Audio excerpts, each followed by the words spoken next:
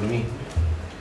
Colega, y finalmente, después de esa relación, terminamos siendo amigos, ya podemos compartir esta mesa, digamos, para hacer, digamos, en público lo que hicimos muchas veces en el patio del liceo, ¿verdad? Y claro, porque era un texto que nace precisamente de esas experiencias, digamos, una reflexión que tiene un cierto soporte en la obra de Shirley Grandy sobre la praxis curricular, pero sobre todo también desde ahí traer estas reflexiones que tuvimos la oportunidad de hacer entre cigarro y cigarro, digamos, en los recreos o después de la pega, ¿verdad? Entonces doy lectura a este pequeño texto y después podemos conversar. Pensar la relación entre filosofía y escuela implica necesariamente detenerse en las racionalidades curriculares que están a la base de toda concepción de la educación e implementación curricular. Desde aquí, recogiendo la distinción propuesta por Shirley Grandy, cuya distinción es entre currículo técnico, práctico y crítico, basadas en la obra de Jürgen Habermas, semi-tradicionales, es que me propongo un acercamiento a la actual situación de la filosofía en el currículum nacional. Se trata de propiciar una reflexión sobre el lugar, la pertinencia y las posibilidades que ofrece un necesario reposicionamiento de la filosofía al interior de los procesos de aprendizaje y enseñanza en general, así como de los programas de filosofía en particular, para desde ahí pensar las oportunidades de desarrollo de la escuela en cuanto tal. De este modo pretendo pensar los modos en que a la filosofía le cabe desarrollarse al interior de cada una de estas racionalidades, la técnica, práctica y crítica, entendiendo que las diversidades contextuales, la desigualdad y las demandas de las realidades locales enfrentadas a las exigencias propias de una sociedad globalizada en constante cambio y complejidad creciente, no permitan desestimar a priori ninguno de estos modos de comprender el currículum. Para dar cuenta de este asunto, en un primer momento quiero señalar algunos aspectos que caracterizan una de estas racionalidades, o sea, cada una de estas racionalidades curriculares, y desde ahí exponer algunas reflexiones respecto a la filosofía y en particular sobre sus defensas que hemos asistido en el último tiempo. El currículum técnico, como se entendió por Grandy, respondería a una comprensión cientificista de la enseñanza y de aprendizaje. Esta buscaría, cito a la autora, descubrir las leyes que rigen la forma del aprendizaje de los niños, hasta ahí la cita, para desde ahí diseñar reglas que promoverían el aprendizaje. Desde esta comprensión, por supuesto, no se potencia ni la creatividad ni la reflexión del docente, mucho menos la de los estudiantes. Se asocia a la agilización de los contenidos y sus prácticas están orientadas al producto, el que ha sido definido previamente por los objetivos de aprendizaje. Desde este lugar el profesor se piensa como un reproductor de un saber definido en el currículum. En este sentido, señala Grandy, los objetivos preespecificados determinarán el diseño de la experiencia de aprendizaje. La selección y organización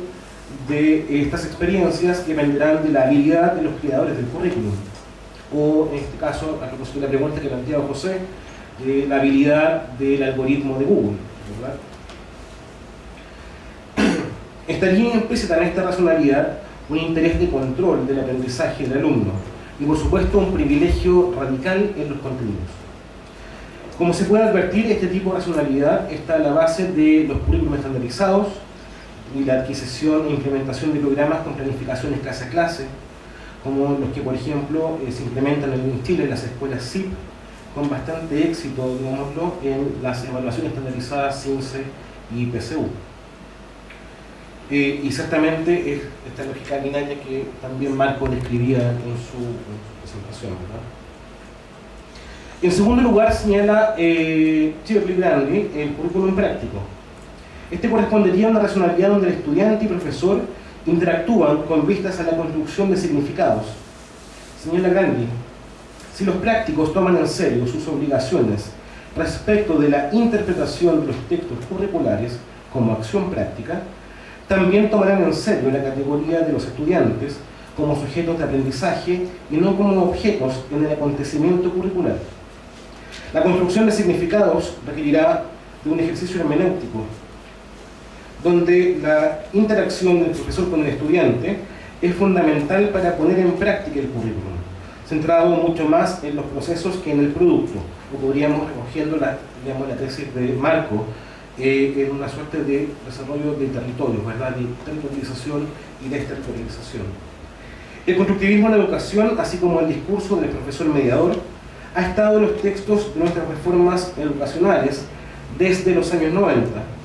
y de hecho la transversalización de las capacidades asociadas a la filosofía fue lo que disminuyó sus horas en el currículum. Sin embargo, cuando en el año 98 el Mineduc elabora los objetivos fundamentales y los contenidos mínimos obligatorios de educación básica y media, la gran amplitud de estos contenidos mínimos obligatorios generó el efecto inverso al declarado, ya que a partir de estos, en las escuelas, ha primado una suerte de compulsión por la cobertura curricular, cuestión que no ha hecho sino desactivar las posibilidades de interpretación del currículum, finalmente. En un tercer lugar, nos encontramos con el currículum crítico. Marcado al ser de Gandhi por su carácter emancipador, habría pensado el rol central del estudiante como creador de aprendizajes junto al profesor, y bajo esta racionalidad, la labor del docente debería estimular la reflexión, y para ello debiese gozar, por supuesto, de plenas libertades, de manera que el currículum sea siempre el resultado de una negociación entre los agentes del proceso de aprendizaje y enseñanza. Ambos son agentes, profesor y estudiante. Nunca algo que pudiese ser simplemente impuesto. Cito a Granville: un currículum emancipador supone una relación recíproca entre autorreflexión y acción. Cuestiona la legitimidad de la evaluación proveniente de agentes externos, por supuesto. Y citando a Freire, señala la autora, el punto de partida para organizar el programa de contenido de la educación o de la acción política debe ser la situación presente, existencial, concreta, que refleje las aspiraciones de las personas. Ya que en el fondo, lo que está en juego, y esto lo agrego yo, es la educación como acción política. Desde estas tres racionalidades es que creo que es fundamental poder pensar, digamos, la actual situación de la filosofía y sus defensas. Esto porque casi de modo unánime se ha sugerido que la eliminación de la filosofía del currículum obligatorio en la enseñanza media respondería a una suerte de golpe al pensamiento crítico, la reflexión y a la instalación de una racionalidad técnica en educación, la que se vería en cierto modo reducida o pensada como mera capacitación. Esto no deja de ser verdad, pero creo que el fenómeno es algo más complejo, ya que, como ha señalado y lo ha comentado Alejandro Filbaum, citando el trabajo de Rosario Olivares, el secuestro sería la expresión que mejor definiría la situación actual de la filosofía en las escuelas. En la medida en que lo que caracteriza a los programas vigentes, centrados en la enseñanza de la psicología y la ética, es la profunda despolitización de la filosofía y con ello la desactivación de su condición más propia, esto es, su carácter polémico. Lo que la secuestra es precisamente la reducción de la filosofía a una dimensión técnica. De manera que podemos advertir que en rigor la presencia del ramo de filosofía en el plan común en ningún caso es sinónimo de que la reflexión y el pensamiento crítico estén presentes en las escuelas, así como el mayor número de horas de matemáticas tampoco ha asegurado el desarrollo del pensamiento lógico ni las de lenguaje y las capacidades básicas de lectoescritura requeridas. No es este, por supuesto, el momento de señalar en profundidad las razones que hacen que el incumplimiento de la promesa formativa afecte de manera distinta a las asignaturas como artes, historia y filosofía, cuestión que tiene grandes rasgos que ver con la visión tecnocrática de la educación que rápidamente establece determinados saberes como prescindibles, poco rentables y finalmente necesarios. Sino que de momento me interesa mucho más advertir cómo paradojalmente tras la organización del Frente Amplio en defensa de la filosofía, formado por profesores en ejercicio,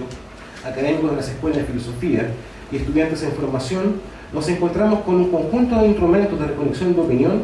que, queriendo defender la filosofía en la escuela, no apuestan a otra cosa que a buscar salvaguardar su estado actual, esto es, su situación de secuestro. La discusión en torno a un nuevo programa, necesaria por cierto, se ha visto atravesada entonces por una visión contenidista del saber filosófico, contraria al interés curricular que está en el centro del diseño de las nuevas bases curriculares, por fin, digámoslo así, centrada en el desarrollo de habilidades cognitivas antes que en los contenidos. Hemos asistido a una defensa acrítica y eurocentrada, concordante con la ética neoliberal. Esto es, una defensa que coincide en demasía con la búsqueda de un mantenimiento del status quo, desperdiciando la oportunidad política y filosófica de abrir más espacios para la filosofía. Se advierte un discurso muy peligroso de carácter conservador, resistente al ingreso de otros problemas como el pensamiento latinoamericano, los estudios de género, la filosofía del arte, la filosofía de la ciencia y un sinfín de otros aspectos y áreas de investigación de la disciplina que, al estar fuera de las escuelas y liceos, encuentran como único espacio de desarrollo los cada vez más precarizados centros de investigación pertenecientes a la educación superior.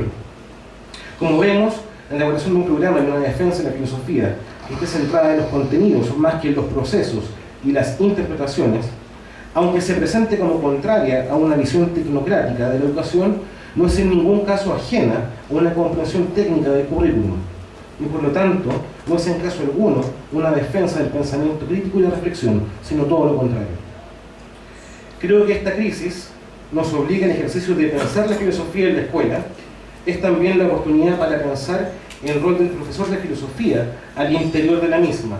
pero por sobre todo debe ser la oportunidad para pensar la escuela misma, su crisis, y con ella la necesidad de abrir el espectro de lo que entendemos por escuela. Un espacio de transmisión de saberes, desarrollo de competencias y cultivo de actitudes, en algunos casos centrada en los contenidos, y en el mejor de estos, centrada en los estudiantes, hace una visión de cultivo de la escuela misma, considerando sobre todo su impacto territorial, así como el rol que le compete en este proceso a todos sus actores. En este sentido, pensar filosóficamente a la escuela y el lugar de la filosofía en esta implicaría no solo una reflexión sobre el currículum, un programa de filosofía, o sobre la acción pedagógica y su relación con los contenidos, las habilidades, destrezas y actitudes que se declaran, sino respecto de las escuelas mismas como un espacio de desarrollo para los profesionales de la educación. Esto en la medida en que, en la actualidad, el quehacer profesional de los profesores, no solo los de filosofía en las instituciones educativas, ofrece poco más que un lugar de desempeño laboral, más no un espacio para el desarrollo de estos como sujetos activos en la reflexión sobre su quehacer, su perfeccionamiento permanente, y mucho menos la reflexión necesaria para que se dé en la escuela la creación de un nuevo saber. En general nos encontramos con profesores acorralados en un modelo de gestión basado en evidencias que sobreburocratiza el ejercicio profesional, renunciando a la condición más propia de la escuela como un lugar para el cultivo y cuidado de la amplia complejidad del humano. No encuentro una palabra mejor, eso ustedes saben. Considero que la filosofía ofrece todas las racionalidades curriculares que no deben pensarse desde una lógica de simple desarrollo lineal, ni tampoco como moneda de superación, la posibilidad de introducir elementos de negatividad u irritabilidad que permitan el desborde de los límites que los proyectos educativos exitosos, entre comillas, en cada uno de estos modos de implementar el currículum, se autoimponen, y así potenciar efectivamente el pensamiento y la reflexión. Aquello no sucederá mientras la filosofía siga secuestrada por un programa contenidista y poco flexible, ni mientras el profesor de filosofía esté acorralado por el escaso número de horas que ofrecen los cursos de tercer y cuarto medio, ya que en la práctica esto implica que en la mayoría de los casos el profesor de filosofía es alguien que aparece en la escuela para cubrir esas horas, a veces en no más de un día, pero sin formar parte, por lo tanto, de la comunidad educativa. Frente a esto, resulta necesario, por tanto, no solo abrir el programa de filosofía más allá de una comprensión técnica del mismo, a otros contenidos, también a otro diseño y problemas, una estructura más flexible, abierto al lado interdisciplinario, sino también abrir la escuela a la filosofía. Esa tarea no puede hacerla otro que los propios profesores de filosofía, y para ello necesitamos, a lo menos, filosofía en el plan común en toda la educación media, cuestión mínima si se quiere conocer medianamente una disciplina con 25 siglos de historia. Y por qué no, también en la educación básica, ya que los programas de filosofía para niños han demostrado sobremanera su gran aporte en la formación de un espíritu crítico y reflexivo de los estudiantes. El problema es que hoy solo está reservado para algunos, instalándose el peligroso sesgo de clase que está en esta filtrada reforma a la filosofía continua. Gracias. Gracias.